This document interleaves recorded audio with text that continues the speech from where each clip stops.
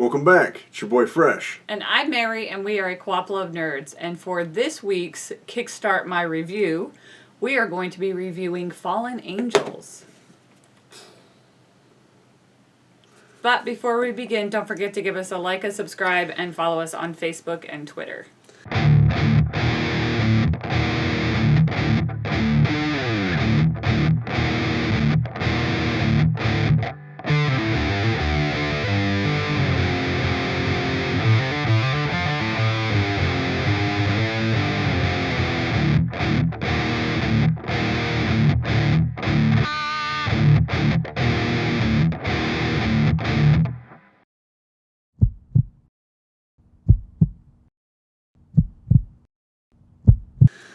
That's right.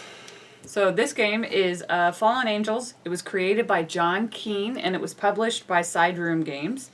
It is 2 to 6 players and ages 14 and up, and it plays in about 20 to 40 minutes. Mm-hmm. It's a cooperative hand management deduction card game. Mm-hmm. And, of course, it's a Kickstarter. Kickstart My Review. Kickstart My Review Heart.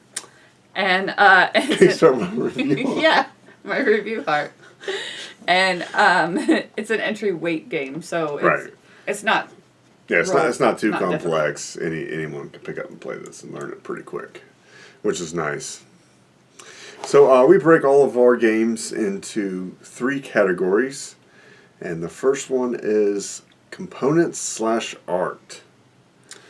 So I really like the photos on this. It's really cool because they used real mugshots of convicts from back in the early 1900s, and they have like the real stats on them, their age and everything. So it's super cool. Give a couple examples here. So these are all 1920s criminals from Australia. Sydney days. They sort of got their mugshot, and then they got them outside of the system, so you kind of see the difference before and after getting arrested or charged. I'm not sure if all these people were guilty. I'm sure they are, just because it'd be tough to get an innocent person. I don't know if their family would get upset if you put them in a card game when they were actually innocent. We'll see. One thing I really loved about this game is this box. This box is phenomenal. It is tough as nails. Just fits together really snug, but not like don't feel like you're gonna break it. Just really, really excellent blocks. The cards, on the other hand, I did not enjoy that. They're slick, which is nice, but they are incredibly flimsy and they bend easy.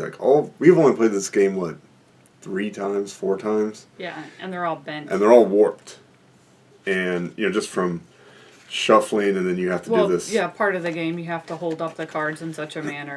Right, you're always holding like this so your partner can see this side, and we'll kind of get into that in a little bit. And sometimes your hand will be bigger, and it just seemed to bend the cards just constantly. And you stack them up, and they're all contorted and twisted up. It's just, I'm big on my cards. You better, if you send me a game, They kind of fell off. You better. I play way too many card games in my time. Your cards better be legit.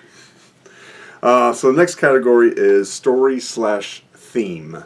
So this game came with a little book that tells you the backstory of each of the characters on each of the cards. So you get a little more in depth about what they did, what their crime was. However, I wouldn't say that there was an overarching story while you play it. So it's not like you were playing what you played had any relation to any of the crimes that they committed. Right. Or it didn't make you feel like you were actually a detective trying to put them in jail. Right. Yeah, the theme did not come through while you were playing. I mean, if they swap out the symbols, you could be trying to find your next boyfriend. And very little, if anything, would change in the game. I didn't feel like a detective. I didn't feel like Mary was my partner. You're basically... Because you're guessing information from the other person rather than sharing the information openly. And if you're Right. truly partners, of course, you're going to be sharing information openly. So, sort of an example. So what you're doing is you're trying to get your partner to guess a symbol on the back of their cards. And So they will hold up one card from their hand, Mm-hmm. and it will have one or two symbols showing, and you will have to get them to guess one of the symbols. Because facing them, they can't see that side of the card. Facing them, they will see either one or two symbols. So they have to guess, if there's two symbols on their side, they have to guess which one symbol is on the other side. If there's one symbol on their side, they have to guess which two symbols are on the other side. So, one symbol will match both, but then they have to guess the other one. Right. So, for example, if I'm holding up this, you see that there is a straight edge razor on that side. And I know that there's a straight red edge razor. But what you don't know is that you also need a fingerprint. So you're trying to guess the one that's missing. And then vice versa, where I know the two symbols and you're trying to guess which of those two is the right one. And then you use these other cards to help them. So you can see the check mark. So these ones are good and then these ones are bad.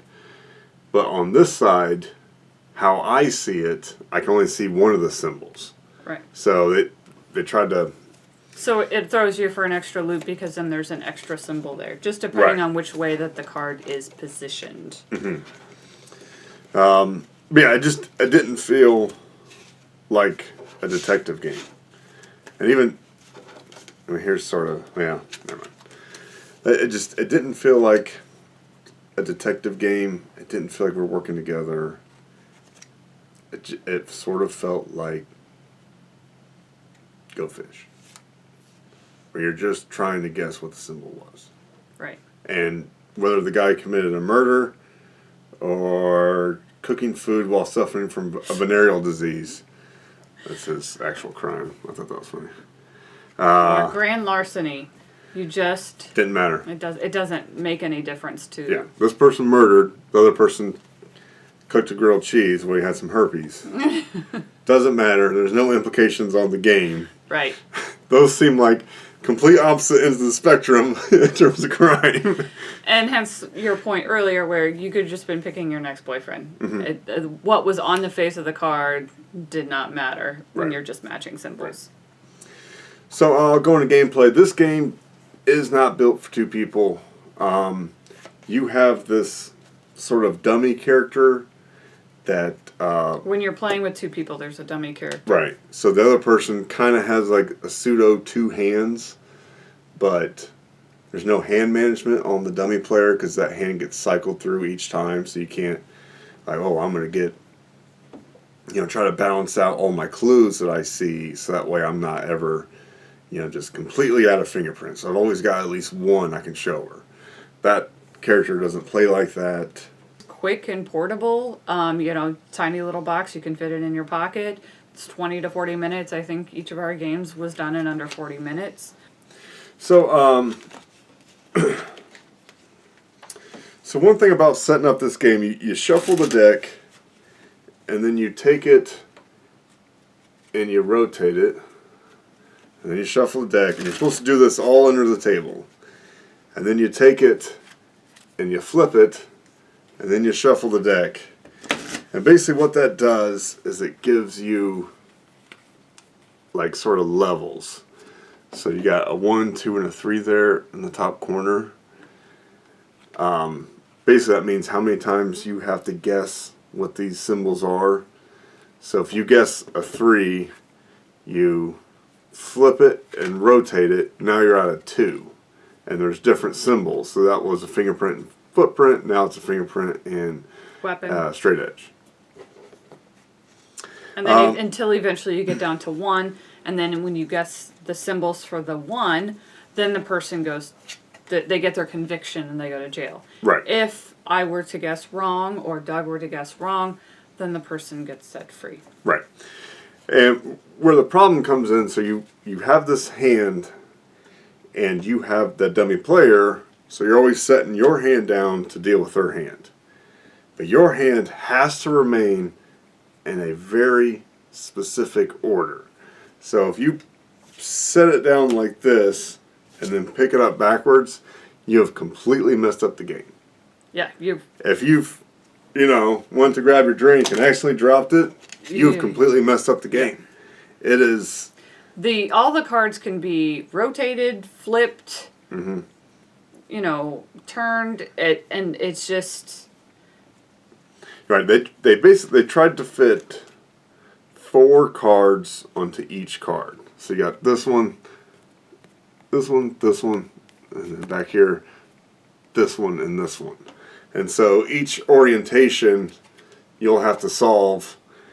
And if, you got kids and they're whining or crying about apples and you have to go get them an apple in the middle of the night and you set your hand down.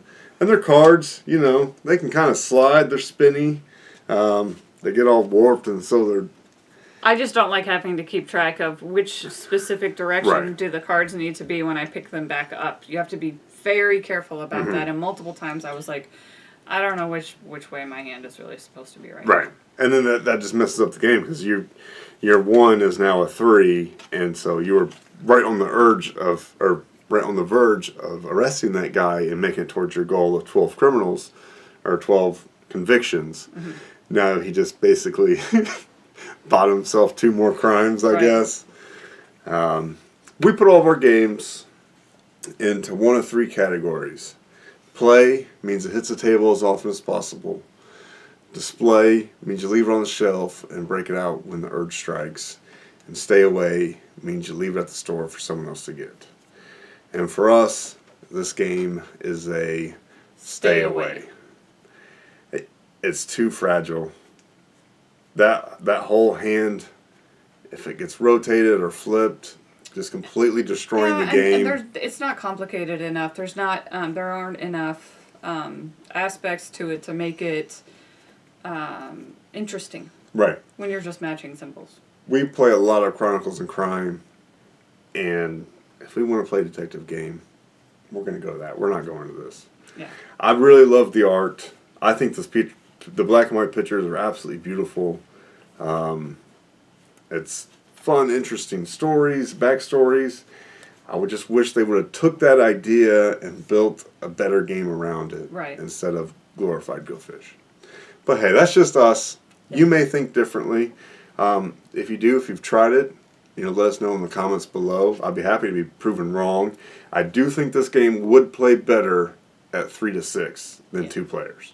So if you are thinking about picking it up, please have at least 3 people. Right. Until then, we'll see you next time. Thanks, guys. Bye-bye. Bye.